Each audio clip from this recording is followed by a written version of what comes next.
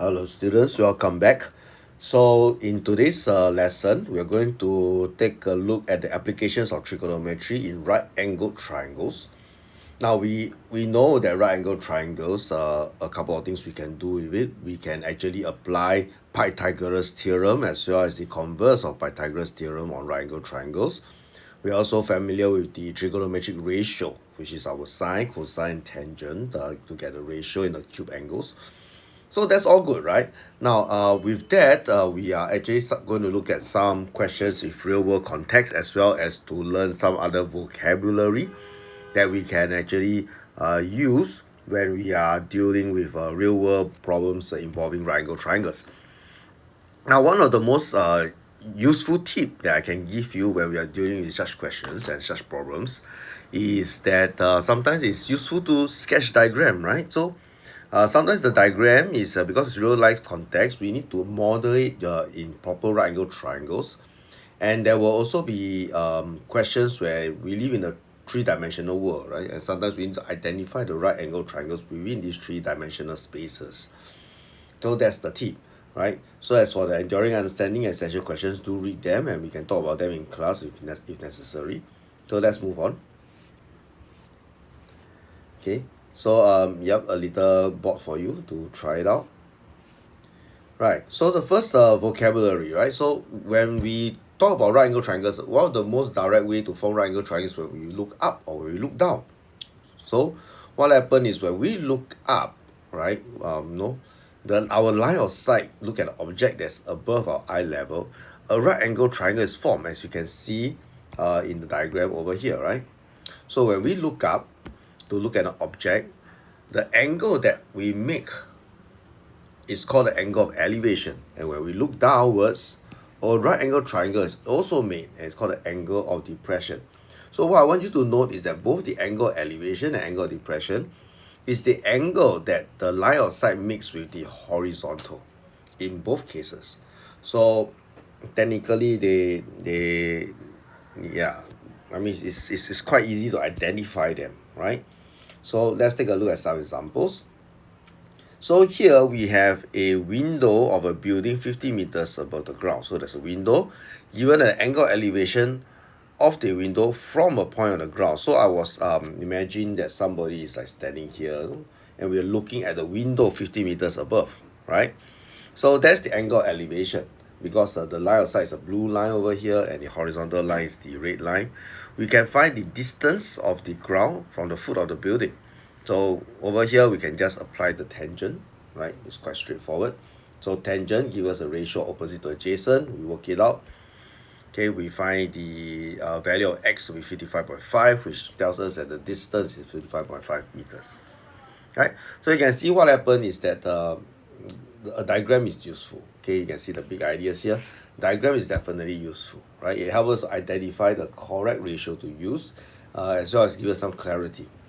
So in another example, here we have a cliff that is 65 meters high and given an angle of depression. So angle of depression, what happens is now I'm atop the cliff and I'm looking down at the boat. So the angle I make with the horizontal is 32, right? And to find the distance between the boat and the base, so that's the distance I want to find. Now, again, there are few ways to do this, right? I can actually show you both ways. I mean, explain to you both ways. One way is to recognize that this is actually 90 degrees. So if that is 32, by complementary angles, we know that this is actually 58 degrees. Then we can actually find the values that we want. Alternatively, we can also recognize that these are parallel, which means that using alternate angles, this is 32. So there are both ways. Both methods are fine. Both are accepted. So use whichever one is more comfortable to you, right? So the solution that's provided by the textbook, similarly, they show you both methods, right? We can actually use alternate angles, as you can see. That's the second method that I show you, but in your textbook is labeled as the first method. So using alternate angles, we identify that this is also 32, and then we just apply our trigonometric ratio accordingly. Okay. Alternatively, we can use the angle sum of triangle to obtain the 58 degrees, which is this one. This is 58, right? And then we apply the trigonometric ratio. Okay. So choose the method you prefer. They are both acceptable, right? So practice. At this point of time, pause the video and let you have some time to try it out. So once you have tried the questions, we'll come back and compare our solutions, right? Okay, you're back. So here we have a lighthouse TL and has a height of 50 meters. The angle elevation from the top of the lighthouse to the boat. So there are two boats there, right? And we want to find the distance between the two boats, which is the length AB actually. That's what we want to find. Okay, so what we can do is we can actually simplify the diagram a little bit if you want to. Okay, let me write it here then. We have 50, right? We have 50 here, and the diagram actually looks something like this. Okay, not drawn to scale, of course. We have L, T, A, B, and this is 90 degrees, right? So from the diagram, we examine the diagram. What can we do? Okay, what we can do is we have the angles. This is labeled as well. Let me zoom it in. 48 and 38. So this is 48 degrees. Is 38 degrees. So we can actually find this angle. Find this length LA. We can also find the length LB, and the difference will be our solution, right? So let's begin. Okay, so we can find LA first. So tangent 48 degrees will give us 50 over LA. Therefore, LA is equals to 50 over tangent 48 degrees, right? Let's pull our calculator. Tangent 48 degrees, okay, divide. So we get 45.020 in meters. Okay, and then we can do the same thing to find our LB. So tangent 38 degrees is 50 over LB. So LB is equals to 50 over tangent 48. Let's 38. 38. Let's use our calculator.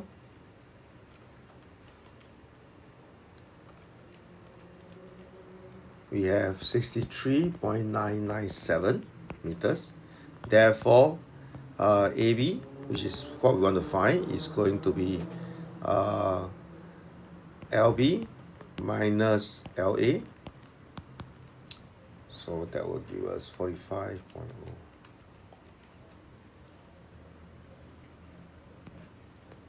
19.0 meters rounded off to 3 significant figures.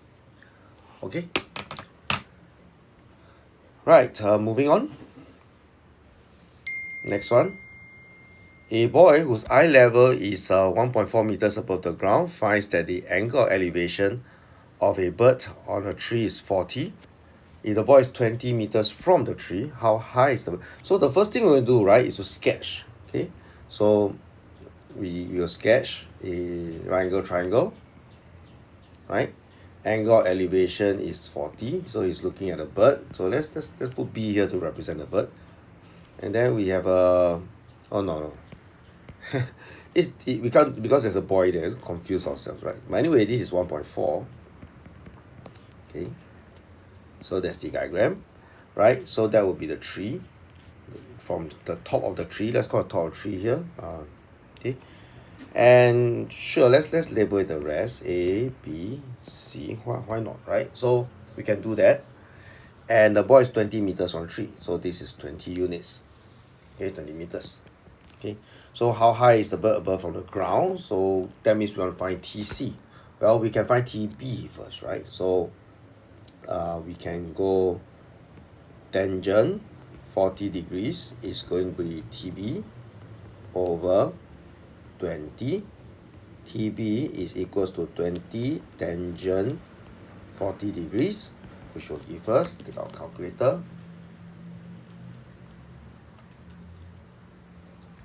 16.782 meters, right?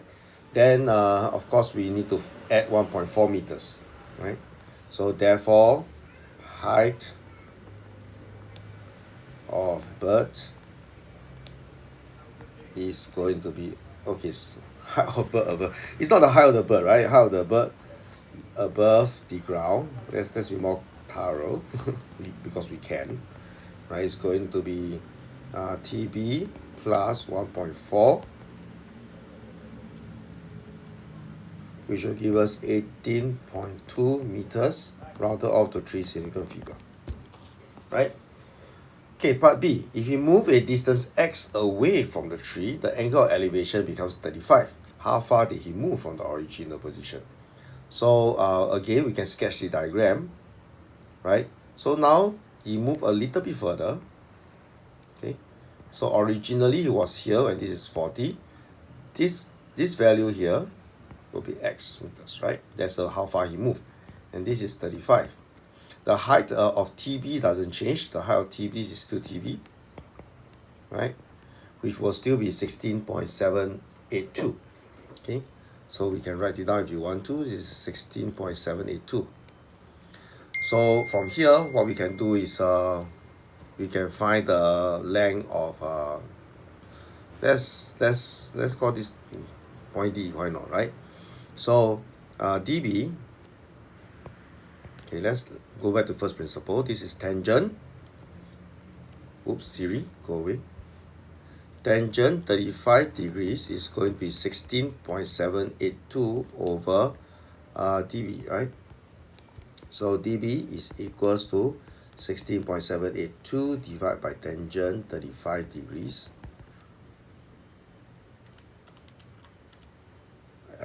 Let's see, this one divided by tangent 35 degrees give us 23.967.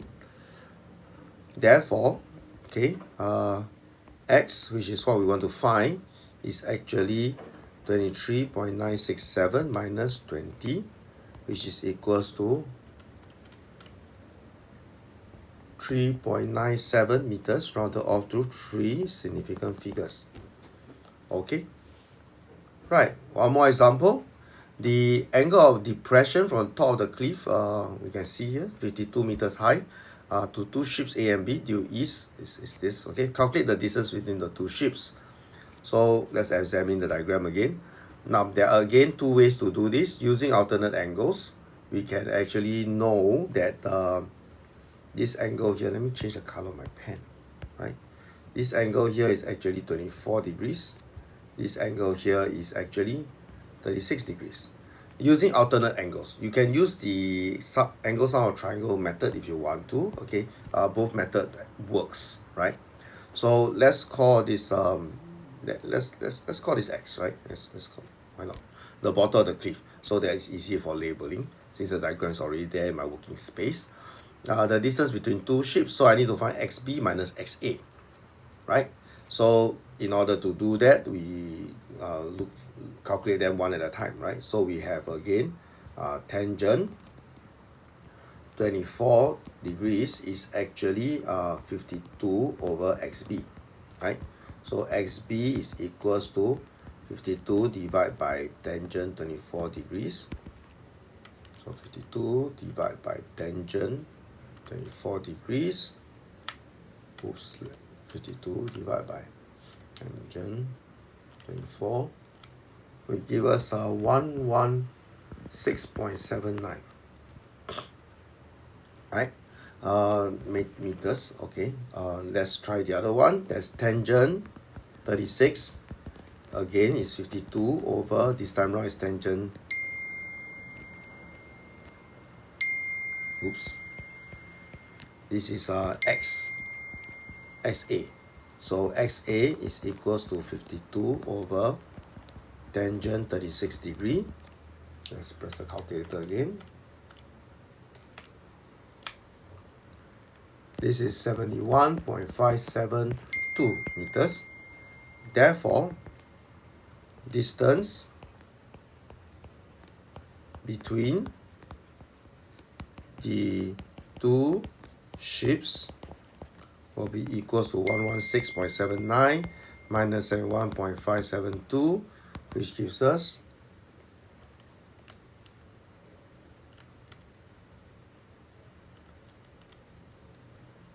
45.2 meters, 3 significant figure. There we go, right? Okay, so another scenario. We have an observer whose eye is 2.5 meters above the ground observes the angle depression of the foot of a building to be 5 degrees. Oh, so quite far. Angle of elevation of the top to be 20. Calculate the horizontal distance of the observer. So again, what we're going to do is, don't have a lot of space here. What we're going to do is we're going to sketch the diagram, right? Sketching the diagram helps. So what happened is we have a building. Okay, we don't know the height of the building, and then we have an observer. So the observer is somewhere, okay, about this height, and the observer, when looks down, this angle of depression is 5 degrees, and when it looks up, the angle of elevation here is 20 degrees, right? And we're going to calculate the horizontal distance. Let me mark it out, which is this length over here. This is what we want to calculate. And the height of the building, right? Okay, but what we do and the height of the building, which is let's mark it in purple, these are the height of the building. But what we do already know is that the 2.5 meters. So we know that this portion here is actually 2.5 meters, right? So we can actually calculate the red line first, which is the distance, and then from there we can find the actual height of the building. Okay, so the height here I'm going to call it h, right? So the actual height is h plus 2.5. Okay, and then the distance, let's call it x. Why not? Okay, so from here, tangent, let me write it properly. Tangent 5 degrees is actually 2.5 over x. So x is equals to 2.5 divided by tangent 5, will give us 28.575, right? So therefore, horizontal distance equals to 28.6 meters, 3 SF. Then we can go ahead and find h. So again, this time round, tangent 20 degrees is h over x. So h is equals to x times tangent 20. So that's x is my 25.575 times tangent 20, right? Which gives us 10.4, right? So therefore, the height of building equals to 10.4 plus 2.5, which is equals to 12.9 meters, 3 significant figures. Okay, so yep, here's an activity that we can do in class, so we can talk about it when we're in class. And that concludes the first part of this chapter. Hope you have been successful. We'll continue our discussion in the next portion on 3-dimensional space. Have a nice day.